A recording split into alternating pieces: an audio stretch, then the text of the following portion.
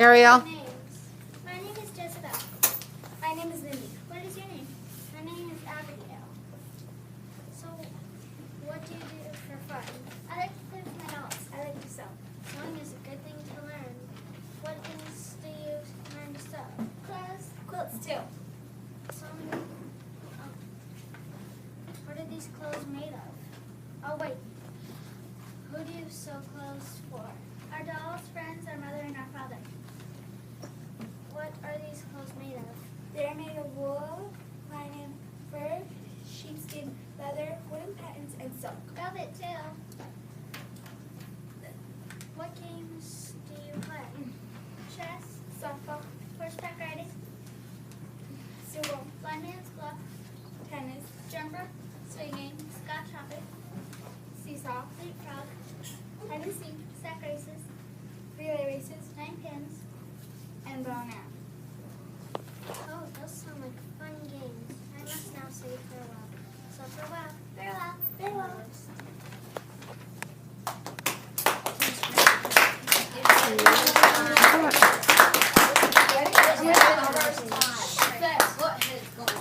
Excuse me.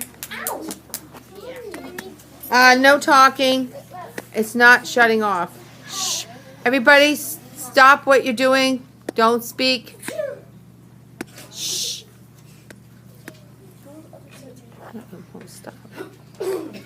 Okay, maybe it's the battery. Keep going. Shh. Okay. Shh. My name is. Go ahead. Shh. This is great. Go. Oh, now? It's on. Oh, okay. Hello, classmates. My name is Jacob Celia, and I am going to be doing what life was on a southern plantation for a slave and what southern plantations had grown. Here are a few facts. Did you know that on a southern plantation, the plantation house owner had more than 50 rooms in their house that were only for him, his kids, and his wife? Any slave caught in there would be whipped or would be burned, had a bucket of water thrown on him and burned with a hot piece of iron. The reason that the overseer's house is by the cotton field is also that they can keep an eye on any runaway slaves that would like to run away at the night, or so if there are people who want to attempt to run, they would go. The house slaves did not get whipped a lot or burned a lot because the owner needed cooks, house workers, and sometimes servers in the kitchens were not in the house because were in there. Meat was not always kept in the kitchen in the house because there were no freezers or refrigerators back then. So they needed to keep meat lockers and anything that can keep food not spoiled. Southern plantations are different than normal because most of the time back then they were surrounded by water, like oceans, rivers, lakes, so it can be harder to escape. Also, if they wanted to try to escape slavery was okay in all the colonies. The only way to escape was going to the south in Florida in a land that was owned by the Native Americans, or west in places that had not been settled yet. What do the southern plantations grow? The southern plantations grew cotton, rice, tobacco. First, in Georgia plantations, cotton was grown mainly for clothes for the north, middle, and southern colonies. Rice was grown in the Carolina regions mainly for South Carolina. Rice plantations was where food and for all the colonies, and also used just to pick and eat. But rice is not from the South. It is from from the West Indies and from when the slaves were brought from the ships from Africa. Tobacco is from North Carolina and Virginia. They grew tobacco for smoking and money for export and import that grew tobacco mainly for the money from Africa and England. These all are main exports, but indigo was one that people didn't start noticing about. People found out about indigo because of a South Carolina woman named Eliza Lucas Pickney indigo became an important cash crop for clothes in the Carolinas, and as of today, indigo is the South Carolina state color, and that is life and what they grew on a certain plantations. Hi, my name is Emma. I am going to talk about the Middle Colonies. First up is about Anne Hutchinson. She was a very brave woman. She was the type of girl who stands up for what she believes in. She never gave up on anything she started. One day, all the nuns had one meeting, and Anne Hutchinson went up there and said a speech on how everything was unfair. The nuns didn't like that, so then she went to trial, and the next day they called her and they found her guilty. Next is about Roger Williams. He is the type of man who makes everyone do what he does or what he thinks. One day a man disagreed. He goes, "I disagree with you. That's not fair." He got very furious, and the person got kicked out. From then on, hardly anyone disagreed with him again. Then John Winthrop. He led the Puritans to Massachusetts Bay. Everyone thought he was fearless because he did that.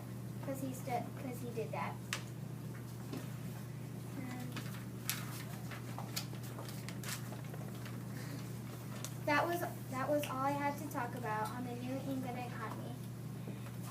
Everyone that I talked about today, I thought was very brave. That's all. And I'm doing my report about the Middle Colonies. The Middle Colonies economy grew corn, tobacco, rice, grain, rye, and berries. The Middle Colony states are New Jersey, Vermont, New York, Delaware, and Pennsylvania. The Middle Colony was founded in 1664. They had lots of rich soil in the Middle Colony. Then the soil allowed the area to become a major exporter in tobacco. First, one major job in the Middle Colony was being a blacksmith or a tailor. A colonial blacksmith, they were respected in the colony. Horses, shoes, barrel supports, and farming tools were all made by the blacksmiths. Tailors were also well respected in the colony. Only a few could be tailors because of their talent. Second, one major thing was brick making. The first bricks were made in Virginia in 1612. Also, some bricks were imported from Holland.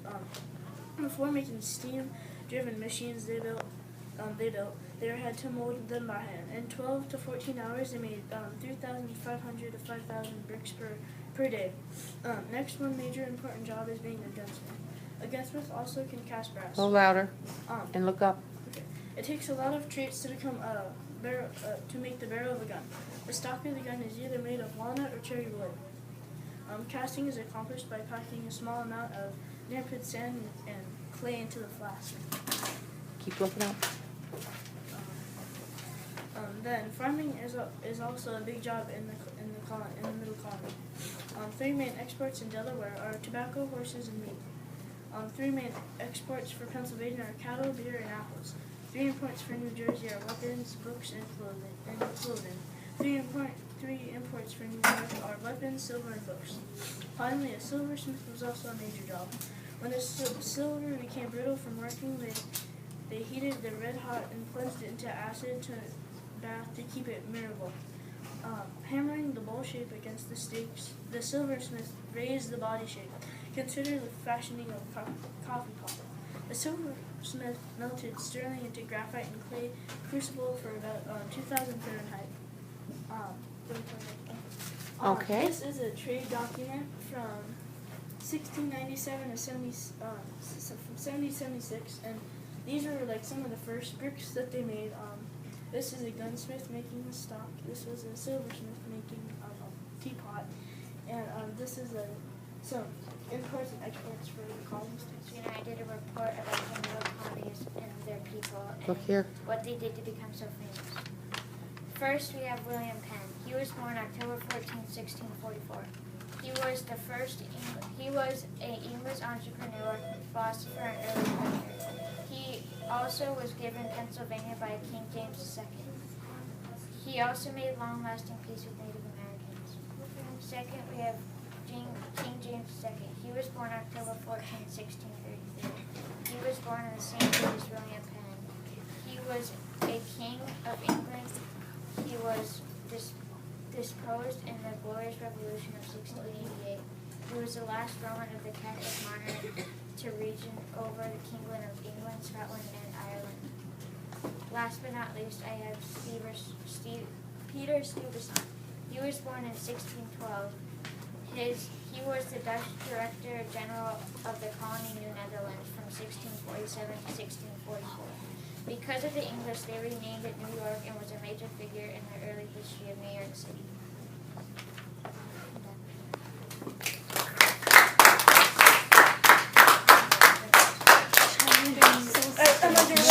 It's not shutting off, so just get up there. Shh. Go ahead.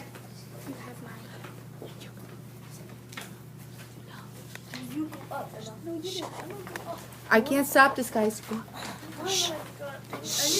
Okay. Oh, how come this is not? She asked me.